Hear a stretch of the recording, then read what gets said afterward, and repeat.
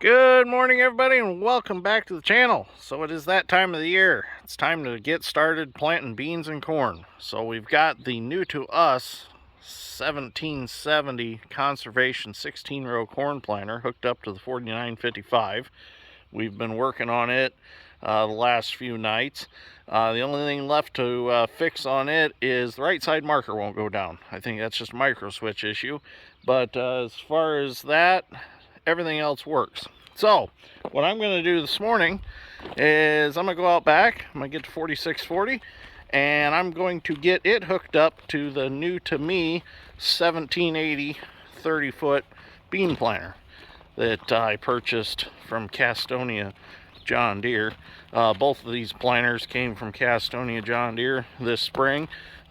Drew Swanson, our salesman, hooked us up with them. So pretty excited to have two new to us planters this year. No more air seeder and no more 7012 row. We've upgraded, so I'm pretty excited. These 1780s, I've always wanted one. I like the idea of the John Deere Maxi-Merge row unit because it is spot on with its seed placement and depth. So really excited to have that. The air seeder, it's going to be up for sale pretty soon. So if somebody might be interested in it, let me know in the comments. I'm probably going to have to take it apart if somebody wants to buy it, unless they're local, because there's no good way of loading it on the trailer. The toolbar will have to sit crossways or long ways on the trailer, and then the seed hopper will have to sit behind it on the trailer. So it will have to be taken apart to ship a far distance. But if you're local, you can just come get it with a tractor.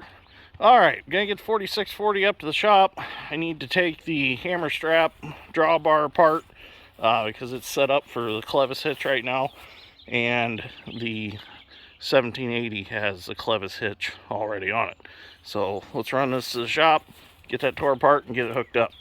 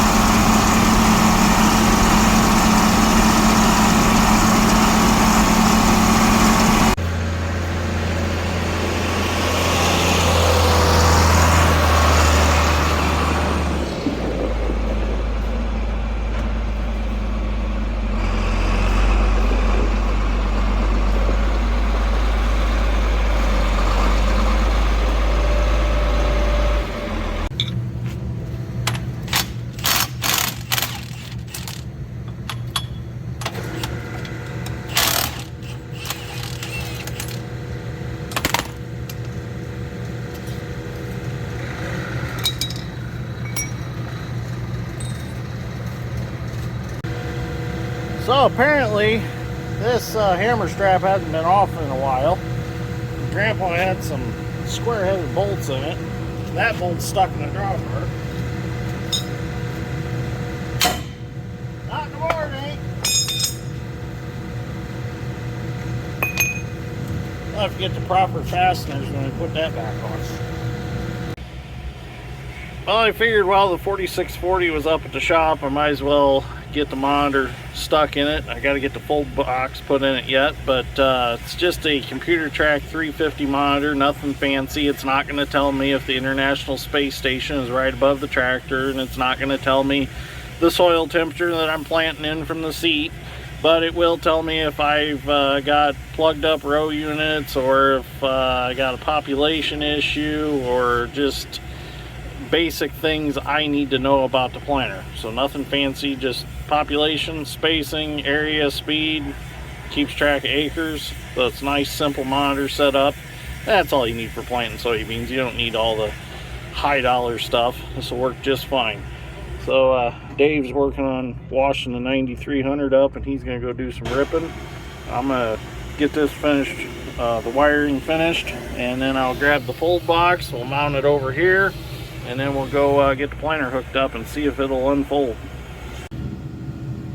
Okay, so I need a power source, 12-volt power source for my monitor, and I've got this style connector on the end of the monitor cable now for power, and I don't have this style wired into the tractor, but I do have this power strip with these style plugins. So what I'm going to do, I'm going to go ahead and I'm just going to cut this off about right there. That way if we want to wire that to something else, I can wire it to something else.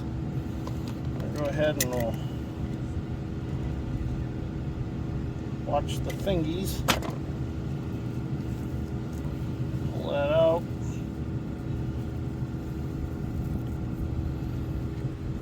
Work that back a little bit. Get that off, throw it on the ground, save the environment.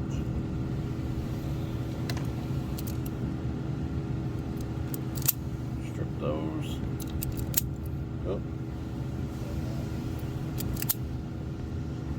Let me redo that in like that. Aluminum wire in here and just didn't strip it very well.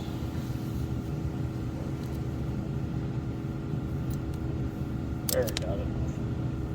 Did a little too fast the first time, and I didn't get it quite in the jaws properly. Twist them together. Now we need our plug in here.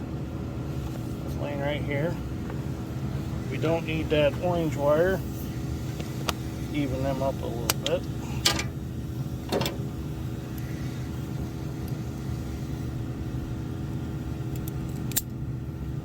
ahead and strip them back.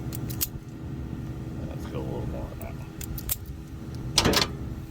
Now, we'll get us a heat shrink blue butt connector. Got two of them here. Got this kit off Amazon and I really like it. Then I bought these nice crimping tools for these. If you try to crimp these with normal crimpers, it seems like you always kind of damage the heat shrink outside. And when you go to heat shrink them, then the heat shrink like pulls off. But, wrong jaw. Second notch is where you got to put them. Well, darn it. Stick it in there like so. And crimp till they release. And it's crimped. And it doesn't put a hole in the heat shrink. Go ahead and do our other side. The only thing is these pliers are a little big. So they might be tough for doing like under dashes and things like that, but for this, out in the open, they work wonderful.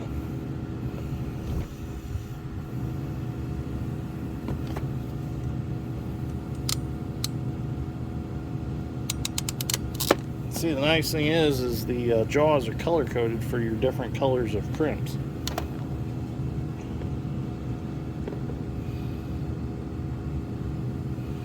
Now these are just the heat shrink type. These aren't the soldering heat shrink, but these work just as good, I think.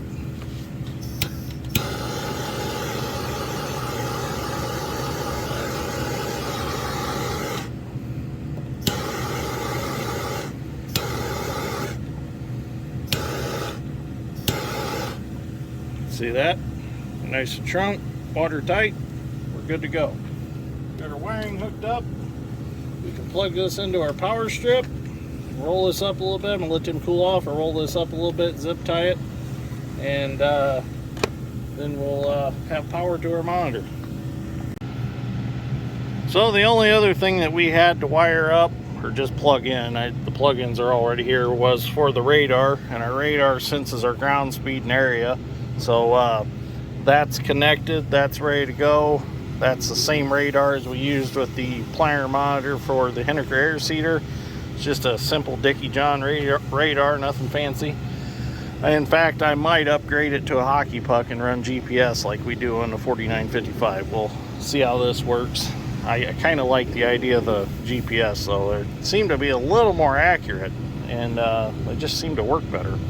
So, all right, I think we're ready to go hook the planter up. Oh, got to put the fold box in real quick. That just bolts in on the windowsill in there.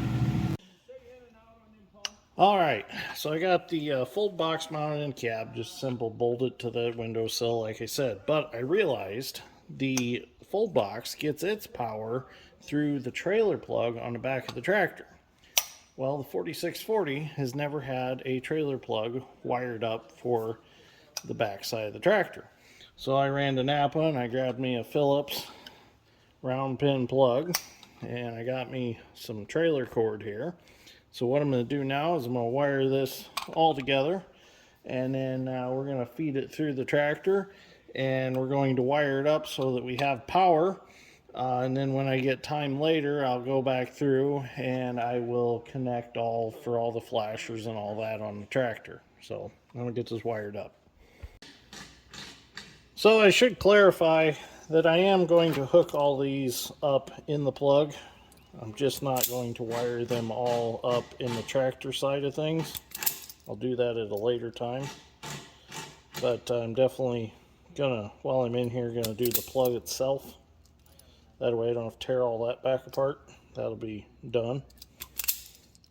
I'm just going to have to get into the dash of the tractor in order to wire the flashers and all that up through this plug-in, and that's gonna be a rainy day project. I'd like to get this hooked up and get it unfolded today and see what we got. So we're just gonna, basically we'll just hardwire this to the battery for now and see what we end up with. I probably will have to make one hot with a key with some sort of jumper wire. So, all right, now all I gotta do is I'm gonna solder all these real quick, put them in my plug, put the boot on it, and we're done. All right, there we go. Got it all wired back up, or wired together, I shouldn't say back up, but there we go. We have a trailer plug for the 4640. Well, we can call this an implement plug. It's not actually a trailer plug. I suppose we could back it up to a semi-trailer and hook it up and call it a trailer plug, but it's an implement plug. That's what we're going to go with. So now, just need to come up with a way of attaching that on the back of the tractor so it's not flopping around. And then we'll figure out what we're going to do to pull some power for this. Okay, so I got this wired up in the cab. All I needed was a hot to the blue wire and a hot to the red wire. Oh, right here, this red wire. So I've got those wired up in the cab, so they're only hot with the key. So when I shut the key off, there'll be no power to the fold box. So at night, I don't have to worry about any batteries being drained. So now I got to put this all back together, cover this all up, and then I'm going to pressure wash the rear end of the tractor real quick, and then we'll go hook the planter up. Well, you can see I got my trailer plug, or implement plug as we call it, mounted here. Turned out real nice. Just took them 2 bolts out. Had a 5-inch L bracket. I just drilled the holes a little bigger in and put it on the 2 bolts, bolted it here, and worked out perfect. I really like it. So I'm gonna wash this up real quick, and we'll go get the planter. Ah, that's better. Nice and clean. All right, let's go get the planter.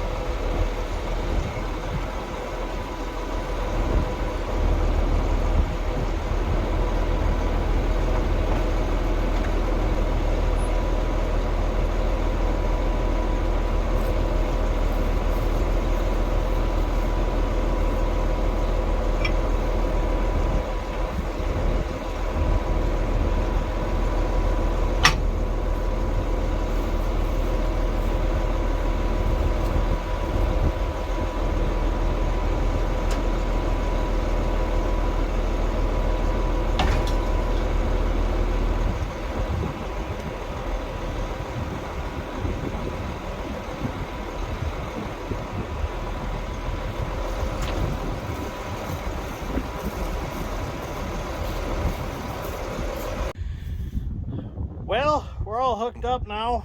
I'm not exactly sure how you're supposed to unhook this planter.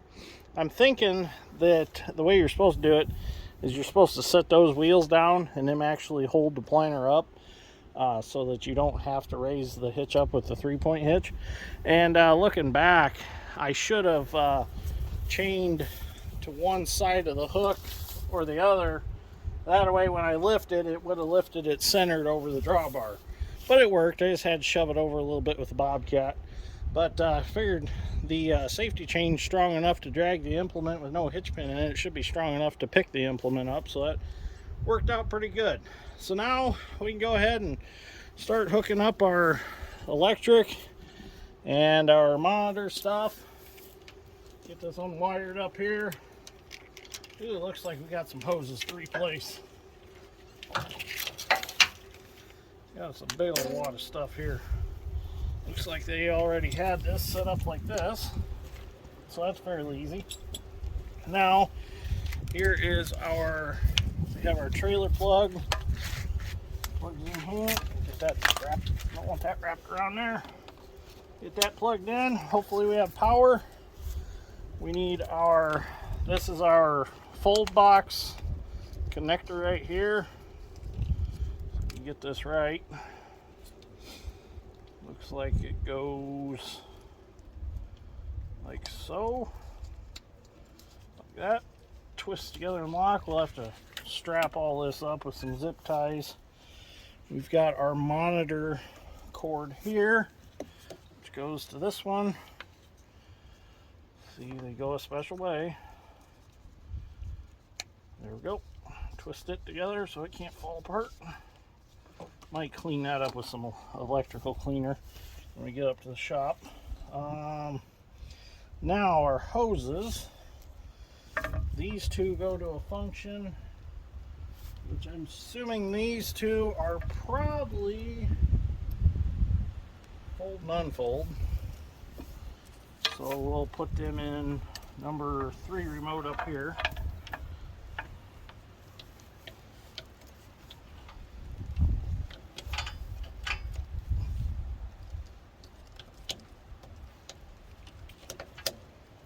Pressure on that one. Lock them in so they can't pop out.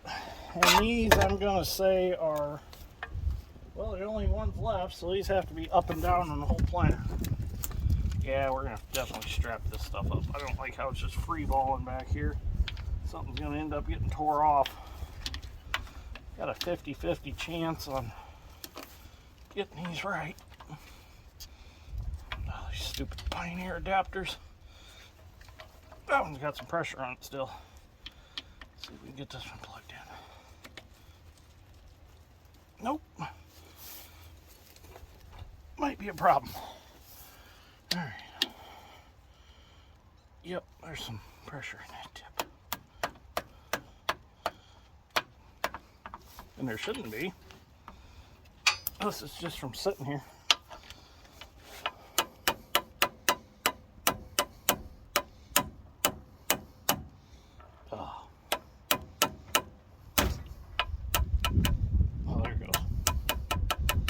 Wasn't much. That's just from sitting. Oh, still not enough. Alright, I'm gonna have to get a rag to wrap around that. Okay, so I ended up getting that hose hooked up.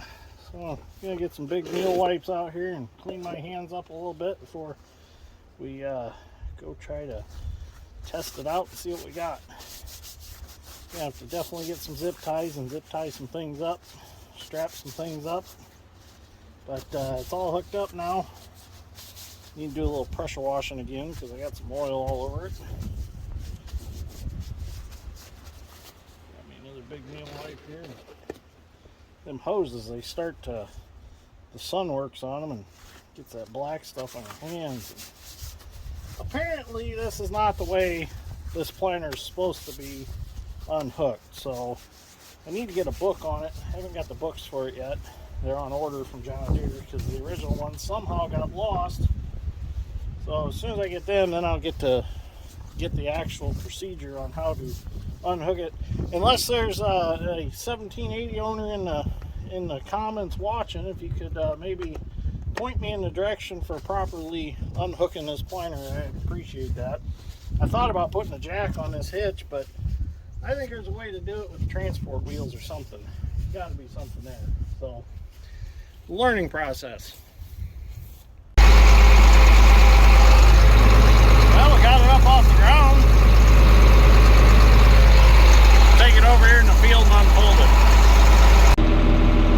Well, it kind of sucks it's raining now, but let's see if we can unfold it.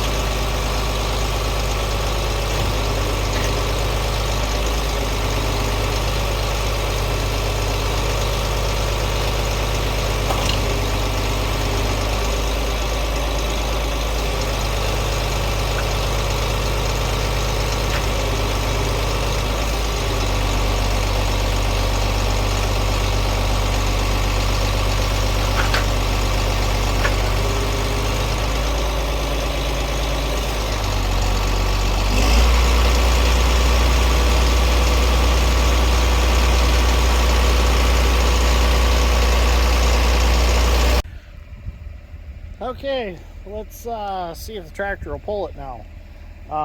We're not planting anything right now. We're just seeing if it would pull it. We're not actually going to plant anything in this video anyways. I just wanted to get everything hooked up and see what we got. We do have a few small minor things to fix. Got a couple hydraulic oil leaks we need to fix that I found. But other than that, it seems like it's ready to go. So let's see if it'll pull it.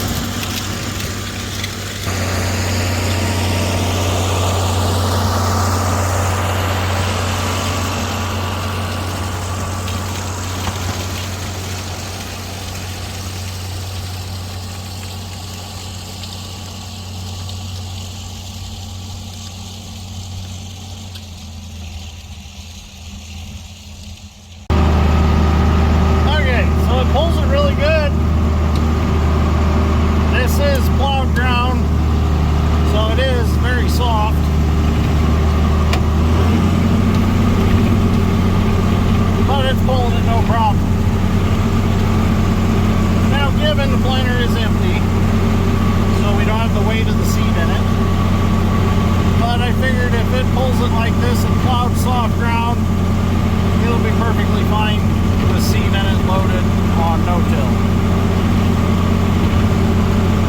I really like this planter. This thing's really cool. Reminds me of the armadillos on the movie Armageddon with the wheels in the front, the way they work. They look just like them armadillos do. Like I said, there's no seed in it. I'm just playing with it, shining it up. I really like the markers. They're nice and heavy. You got the back window out or open and it's shaking.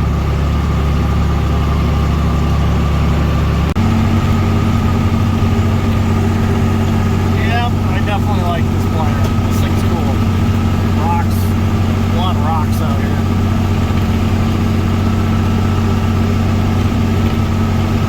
So there's a few things we need to iron out, but no major problems that I can see or foresee. It's in really good shape. Put our marker out.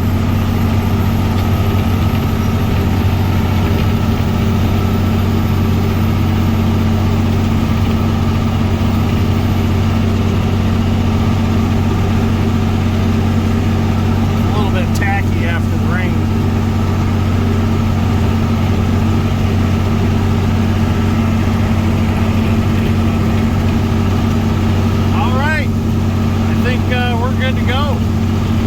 Fix a few things and I think we're ready to plant. Tractor handles it fine. Monitor turns on. Got power to everything. I need to calibrate that monitor, of course. I haven't done that yet. I'll have to do that. I think we're ready to go plant some beans. Well, there you go. Here's this year's planter lineup. The 1780 and the 1770. It's pretty exciting. Can't wait to get planting this year. Dad likes his new 3-bushel boxes. He can fill them and go longer. We're just getting the vacuum stuff figured out on it. Since this is a vacuum planter, this isn't a finger pickup like we had before. So that's kind of a learning curve for us. But we're learning it. Cool thing about this planter is it's got dual piston pumps for the starter fertilizer. So that's an upgrade over the old squeege pump that we had before. And this planter also has clutches for the seed drive. So it's half and half. You can shut half off if you're coming across some point rows or something like that. So that's another big plus for us, something we never had before. And this planter also has row clutches, well, for half and half. You can't shut them off individually, but you can shut half the planter off. So that's a pretty nice option. I got a little dirty, didn't I? So anyways, I think we'll end this episode right here. The next episodes we'll actually be taking these to the field and doing some planting, hopefully. So I do have a few repairs, like I said.